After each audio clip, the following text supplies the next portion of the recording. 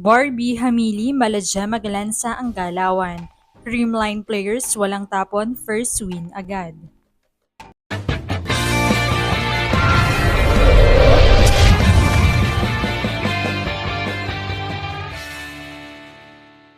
What's up, Volleyball Nation? Welcome back to my YouTube channel. Narito ako para magbigay sa inyo ng updates tungkol sa mundo ng volleyball.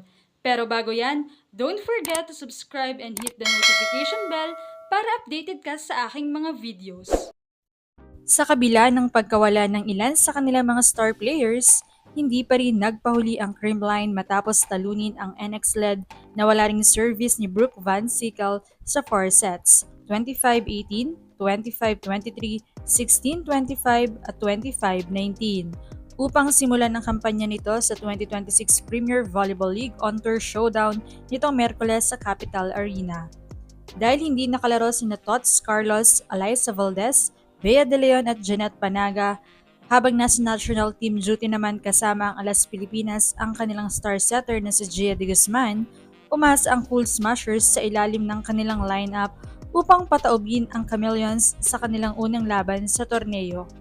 Pinangunahan ni Michelle Gumabaw ang Creamline matapos magtala ng pinakamataas na 18 points mula sa 16 attacks, 1 block at 1 ace.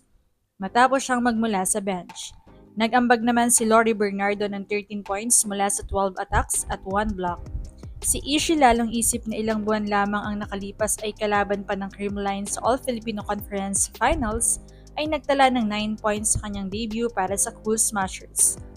Habang nagdagdag naman ng 8 points sina Gemma Galanza at Rose Vargas. Pinangunahan ni Kyle Negrito ang opensa ng koponan sa pamamagitan ng 16 excellent sets habang sina Denden Revilla at Ella De Jesus ang naging sandigan sa depensa matapos mag-register ng 16 excellent receptions at 9 na excellent digs. Natural lang na masaya ako dahil maganda ang ipinakita ng buong team. Kahit hindi nakapaglaro ang aming mga veterans, naging magandang pagkakataon ito para sa iba na maranasan ang ganitong klaseng laban. Maganda ang naging laro kaya talagang ikinatutuwa ko. Ani ni Creamline head coach na si Sherwin Meneses.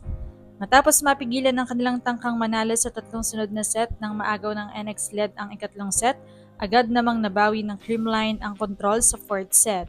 Habang hawak ang manipis na 17-15 na kalamangan, bumira ang Cool Smasher ng mahalagang 3-0 run sa pangunguna ni Gumabaw at Vargas upang palawakin ang kanilang abante sa 2015. Bagamat nagtangkang makabalik sa laro ang Chameleons, laging may agarang sagot ang Creamline upang mapanatili ang kanilang kalamangan. Nanatili silang may 22-18 na bentahe bago nagtala sina Gumabaw at Sheena Turing ng magkasunod na puntos upang dalhin ang kanilang koponan sa match point, 24-18. Nakapagsalba pa ng isang match point si EJ Carino para sa NX-led, ngunit sinagot ito ni Bernardo sa pamamagitan ng isang off-the-block attack upang tuluyang selyuhan ang panalo ng Creamline sa loob ng 1 hour and 46 minutes. Samantala, kapansin-pansin naman ang naging performance ng kanilang top pick sa PBL draft na si Barbie Hamili. Dahil sa galawan nitong Maladya Magalansa, ang style, form ng pagpalo ay kuhang-kuha nito, mabilis at malakas. May depensa din sa likod at kung paano rin ito mag-serve ay parang Gemma rin. Kaya naman umani ito ng ilang mga komento.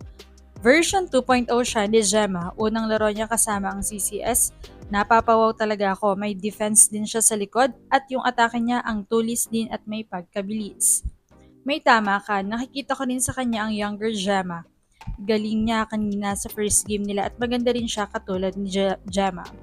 Mala Gemma nga ang husay din sa floor defense, lakas din pumalo, mautak at mabilis. Pag ito binabad pa lalo, naku, magiging sakit ng ulo to ng kalaban. Kudos din kay Ishi, lalong isip, napakahusay. Kaya naman, anong masasabi niyo dito? Leave a comment below. Thank you for watching and don't forget to subscribe.